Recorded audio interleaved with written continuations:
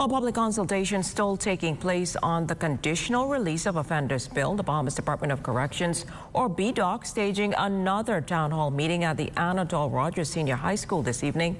Our Lloyd Allen is there. Good evening, Lloyd. Well, good evening, Germanita, and good evening, Bahamas. Right now, we're here at the Anatole Rogers School, where just moments ago, the Bahamas Department of Corrections started an important phase in the work that they're working toward the conditional release of the offenders bill. Standing here with us, providing more insight on this important endeavor, is Rolene Forbes. She's the Principal Corrections Officer and Staff Training Coordinator at BDOC. Tell us a little bit more about tonight. Thank you, Mr. Allen. Good night, Bahamas. The Department of Corrections, under the leadership of our Minister of National Security, is here tonight at Anatole Rogers to shed light on the conditional release of offenders bill. We want to hear from the public. It is a bill that seeks to allow for a parole system to be implemented in the Bahamas.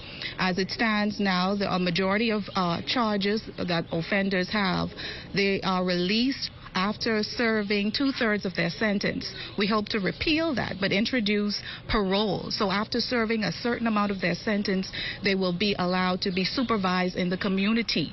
And so we want to hear from the public. We want them to know what the bill entails before it's enacted, to hear what it is that our people would like for us to do.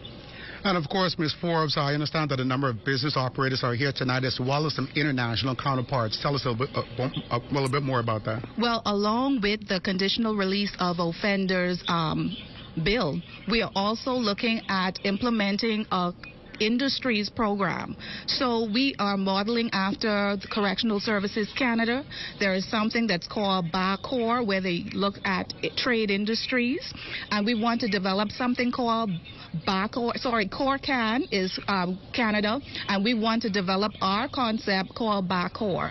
We know that there's a deficit in trades, especially in the construction trades in the Bahamas, so we hope to implement those industries, and we're looking and working along with Correctional Services Canada, as long as the American Correctional Association of Corrections. Well, of course, ZNS News will be here for the full duration of the hour. That's how long this event is set to duration. And, of course, more information coming up in a later newscast. Reporting here from the Anatole Rogers School for the Bahamas Tonight, I'm Lloyd Allen. Germanita.